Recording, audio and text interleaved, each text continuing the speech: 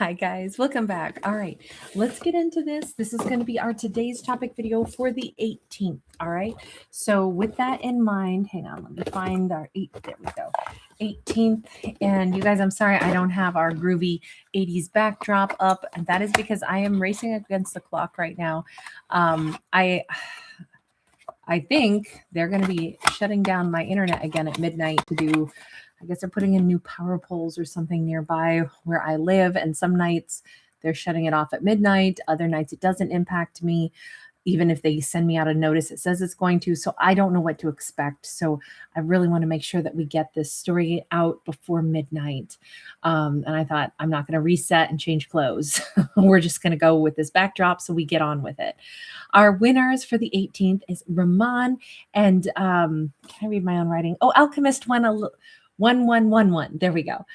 Sorry, I know my handwriting is the worst, but as soon as I'm done with this video, I will go ahead and do those two winners. Like I said, if my internet goes off, we could end up stuck until tomorrow, or however many hours they're out.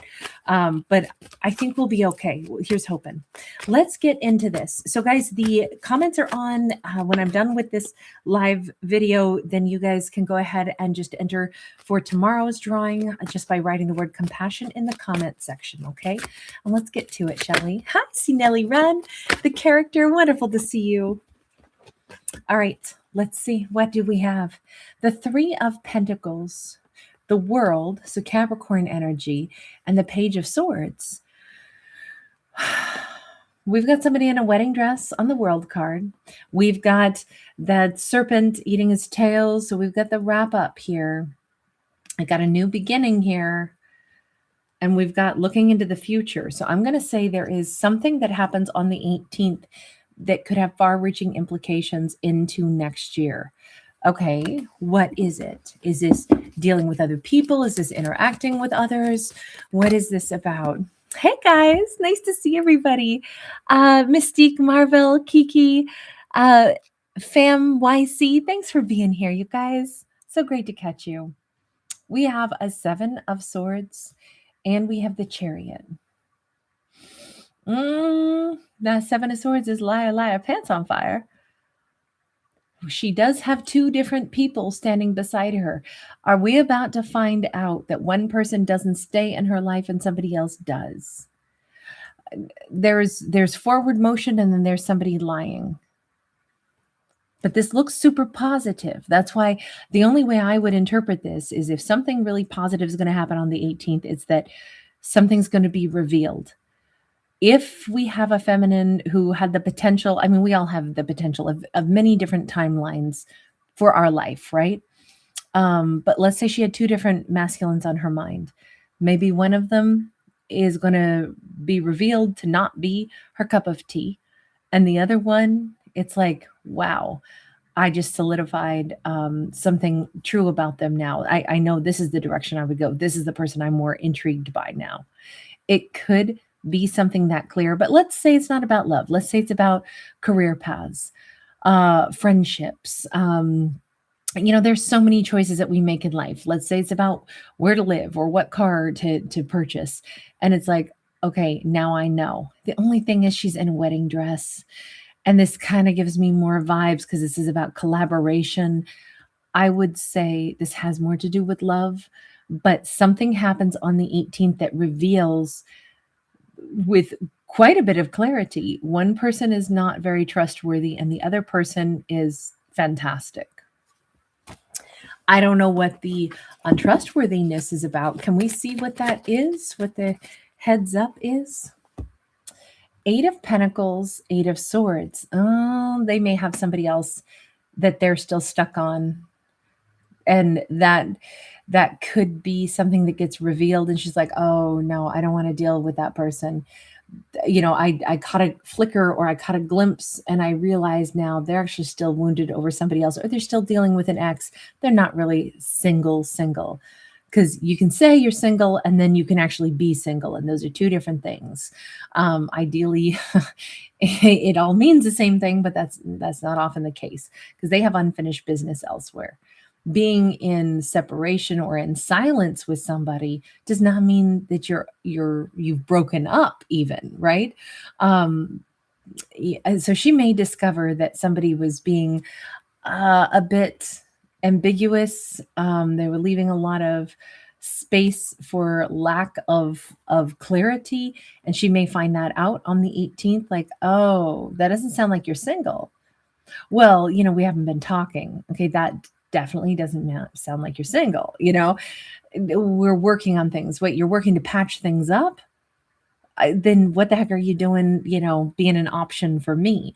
It could be something like that. And the only reason I'm going to say it does look like they were the ones lying is because we have that 7 of Swords. So, I mean, we could say maybe she'd been lying to herself, but the big reveal here is somebody is still hooked on somebody else.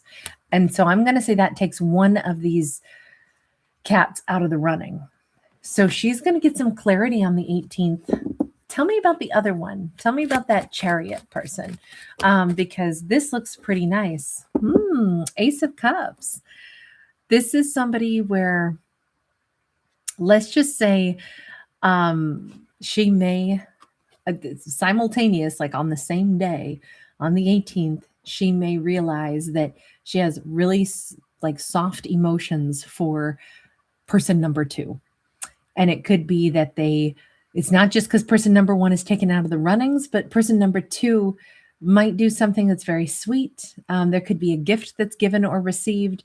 There could be something small, like, whatever. Somebody walks the other person to their car and it's like, you know what? That's so kind. That's such a, like, that's you showing that you care about others. You care about me. That is an act of compassion. She could also witness person number 2 do something really loving for someone else. Like nothing is more heart melting than seeing like people that are good to animals to me. Like if you're good to animals, I'm like, you literally just scored like 1,000 points, anybody that's good to animals. If you were kind there, then I'm like, then there's something good inside of you. So I would just suggest something like that. She could witness him do something that's like a heart melt moment for her, where she goes, I like that person. I just saw something brilliant and something sweet. And I saw them do something and I saw the divine in them. It doesn't have to be good to animals. It could be anything that she, maybe this is somebody who's really sweet, really nice to some stranger, or, and she just sees the compassion. She sees that this person has love in their heart. That really warms her up to one person. Now, perhaps person number 2 is a veritable stranger. Sometimes love happens that fast. Just because we have the 3 of coins here, it doesn't mean that she actually has like a close association with 2 different people. Sometimes in life, we meet somebody, whatever, on an elevator, and we hear them being really gentle on the phone with their nana. We hear them, caring about somebody else. And it's like, that person, I like that person. That's a human right there. That's a good human. It could be something as simple as that, but it does say that she has to be in close enough quarters to interact with somebody. But you notice how it's a starting point for change. So she's definitely done thinking about one person and she's starting to think about somebody else. I don't think this makes her fickle. I think it's just, when there's information that comes to you, you can fall out of love with somebody like a light switch going off if you find out something that's a deal breaker. You can change your mind about something once you have data. You're like, oh no, I wouldn't be interested in them at all then. And they don't have to be a villain. It can just be, oh, that's a turnoff for me. Oh no, I don't like that. Like in this case, oh, they're not really single. Not single enough to really be single. They got something complicated still. I don't want to touch that with a 10-foot pole. They are now off my radar. They're not potential for me anymore. I don't deal with people that have complicated situations, So it could just be that simple. Bobby Harris, you angel. You feed the possums that come around. That's so cute. That's so sweet. They always say, possums don't get to live a very long life, right? Isn't it just like 2 or 3 years for them? So that's particularly sweet that you care for them and make sure that they get some nice snackies in their little lifetimes. We have a Page of Pentacles. We have a Four of Cups. I would definitely say that, excuse me, guys, the 18th is a day of like illusion busting and like new conversation or even casual conversation that then breaks illusions, breaks bubbles. And that's a good thing. Anytime we can get information, even in casual conversation, that can help us to see through something that we didn't see before. It was like, oh, that's a bummer. But on the other hand, that's great. Jeannie Vale, thank you, Angel. You are so generous. Sweetheart, thank you. It's so kind of you. Always, honey. This feels like a really nice surprise on one hand, even though it looks like a bummer at first. But it feels like a casual conversation reveals something. And it's like, okay, that changed something for me. One person's not an option. Justice sideways. This is fantastic because this is how the universe is setting things right. On one hand, she's not going to allow things to be set wrong. Like if she had no sense of like self-control, or if she didn't know where her boundaries were, she could accidentally say, yeah, but I still want that one person who is obviously still hooked on somebody else. And then that in turn could send her down this rabbit hole of caring for somebody that's in a complicated situation who's still not going to do right by her. But she's somebody saying, no, I'm going to make sure that I do right by me. I've got this piece of data now, this piece of information. I've found out something. Also, I don't love the fact that this person was not actually being forthright. They were hiding something. It's almost like they slip up and say something on the 18th that lets her know, oh, that doesn't sound good. And then she goes ahead and says, that's a bummer, but I'm glad I know because I'm going to do right by me, even if they wouldn't necessarily have. And so to her great credit, she is somebody who's like going to protect her own heart. And that, that's hard to do, actually. I mean, I think that we owe her like a lot of props for that because, it's really tough when we're faced with something that's a disappointment, especially if somebody lets it slip, but they still kind of wanted to be in her energy and take up her time. It would be easier for her to say, but I really like them and I want to go ahead and give to them. And then hopefully they'll start to do right by me, right? But she's not the kind to do that. That takes a lot of like self-discipline to be able to walk away from something and be like, well, that's a bummer, but no thanks. So good on her. Him, her, please no, I don't actually read for genders. This could be masculine, feminine, does not matter. I just go off of what we see on the card. So, for the sake of vocabulary, so we can keep straight what character is what. We got an Ace of Pentacles in the reverse. She also knows there's no do-overs with that other person. Okay, so that's official. That's done, done, done. Person number one is now off the list. And from this point forward, I got to say, person number two, let me just ask, does she immediately like warm up to person number two, or does she serendipitously meet person number two? Or is this just that she's now free of her thoughts? Because sometimes people clog up our thoughts so much so that we can't, they're our first, desire. And so we keep thinking about them to the point where we're not even able to acknowledge that other person over there, I mean, yeah, they're attractive. Yeah, they seem nice. Yeah, there's all this great stuff about them. But see, I'm still looking at this one. Once we take that person off the list for a valid reason, now it's like, wait a minute. Oh my God, they were totally obscuring my thoughts. And I couldn't really see the other person standing right there. Queen of Swords. I think if anything, she's kind of like, wow, I just pulled myself up short. How could I have almost missed this total diamond over here? Because I kept thinking about this other, person number one, who turns out wasn't even that truthful. It's interesting. And I think it's also a good like exercise in discernment for her. Cause you see, she's like, from here on, my ears are open. My eyes are open. I'm going to be very astute. I'm never going to almost dismiss somebody great because I'm looking in this other direction first. Although Like, what else are you supposed to do? I mean, I think everybody is going to say, oh, I'm attracted to this person, so I'm giving them my full attention. I'll see what happens with it. Oh, turns out it's not going to work out. Okay, now I let them go. And now I can move on and I can, give my attention to someone else.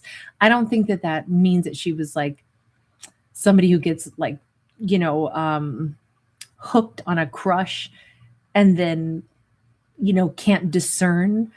This is her being discerning, right? But she had to have the enough data to know where to draw the boundaries. But I will still say she is ears and eyes wide open, more so than ever as that Queen of Swords now.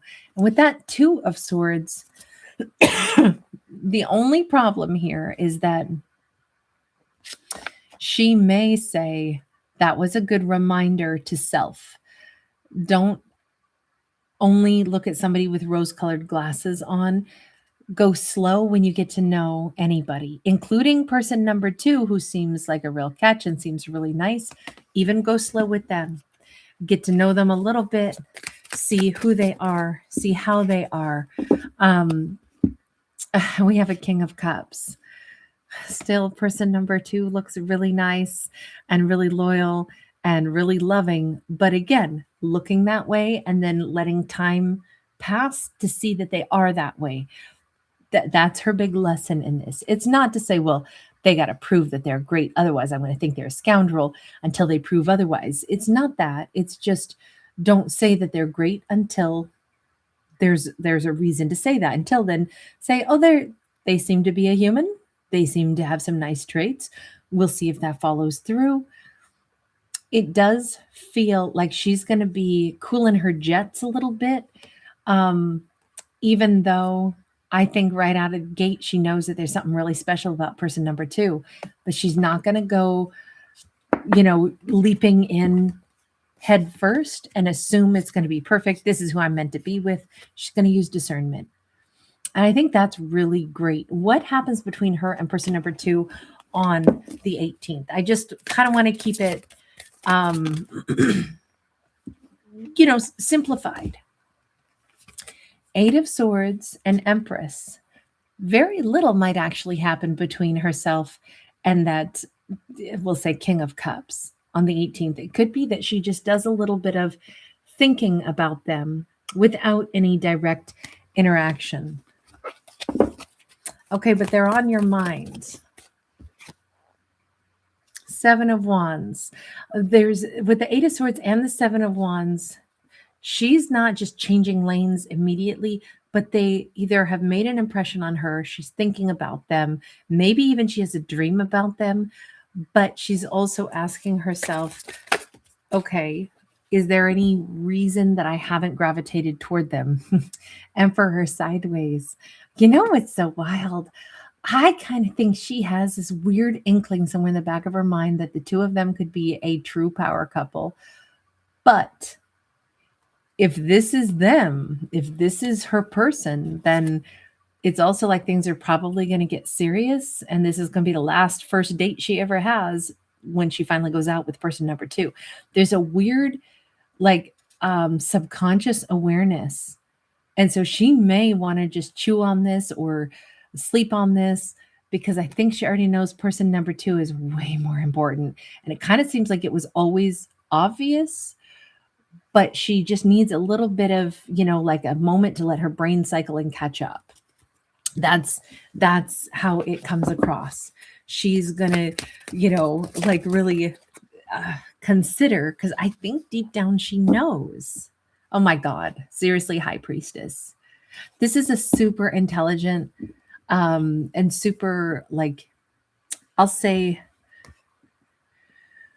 she's clinical, she's discerning, she's also very intuitive, and she wants to find the truth to things, and she's very fair and balanced, and she takes time to get to know who somebody is, let them reveal themselves to her. She allows things to actually unveil without controlling things. She allows truth to be presented, and then she works with the truth when she finds it, which again, What an amazing and sophisticated character, right? That way she doesn't jump ahead and tell people who they are or assume who they are. She's not walking with her wounds and scars. She's letting things be what they are and letting herself recognize what it is when it becomes apparent. All of that to me is just like such a strong character. But at the same time, it's tough because she's deeply intuitive.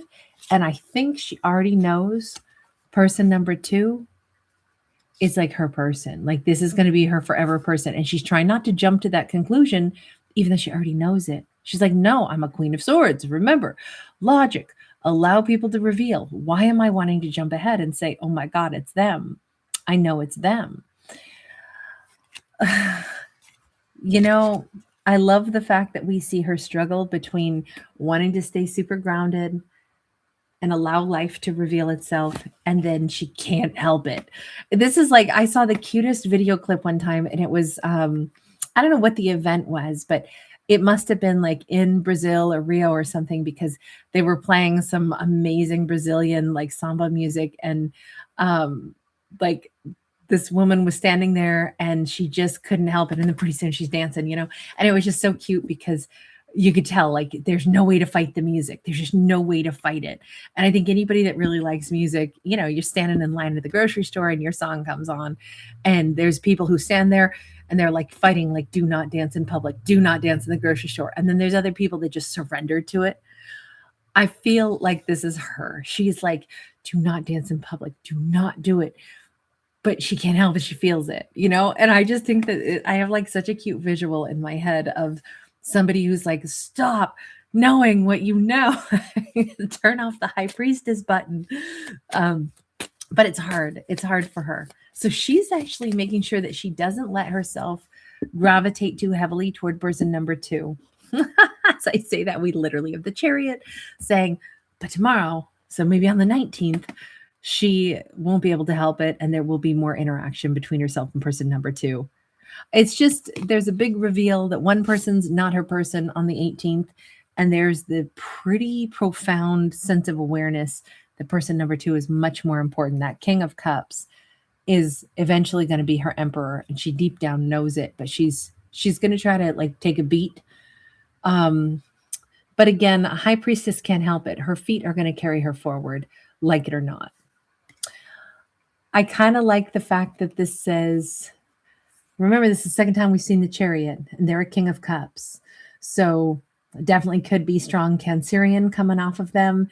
And water is emotions. And it could be that that pull, that energetic pull toward person number two is really strong. You know, I kind of think it's cute that a Queen of Swords is also so deeply intuitive. She's got that duality to her nature, which to me says she's a very special character. To be a Queen of Swords who's so cerebral, and then also a high priestess who's so, you know, gut oriented. This is a very powerful divine feminine. And that's probably why we have her with that starting point that, you know, recognizing that she's maybe even realizing this about herself. She always knows.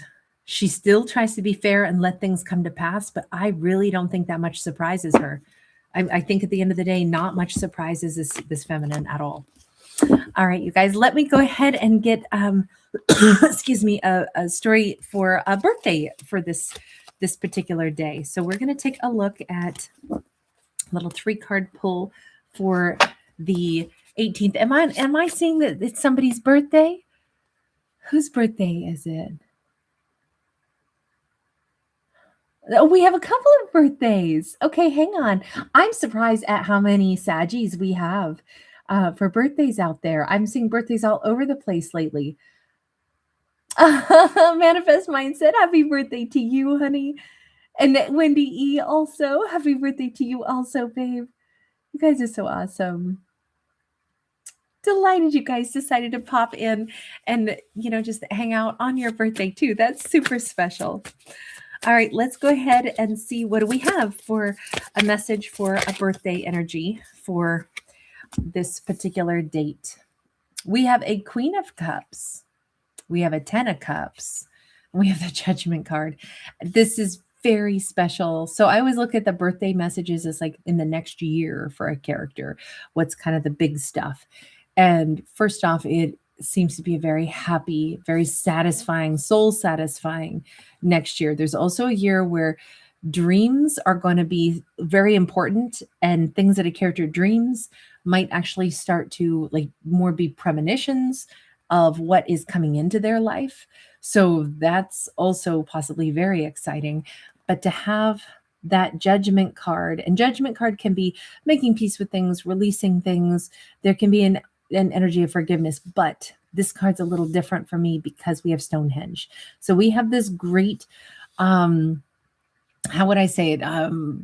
Mystery, but more than that, there's some kind of like link to the past. This could be characters having a profound sense of like deja vu, a life purpose that resurfaces. This can be a reconciliation, but can also be something that comes back.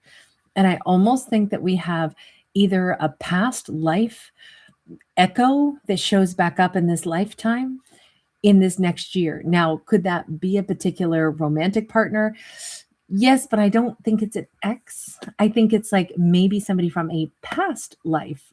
And it could be weird senses of deja vu that a character has, but this could also be a life path. Now, we already have love coming in.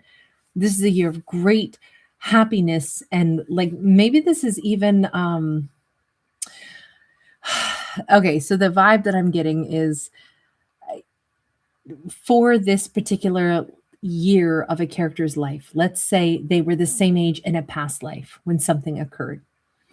And that's why it's like certain things are happening all over again. And it's like this weird memory almost of, God, this feels so familiar. Maybe this is the year that a character meets the love of their life.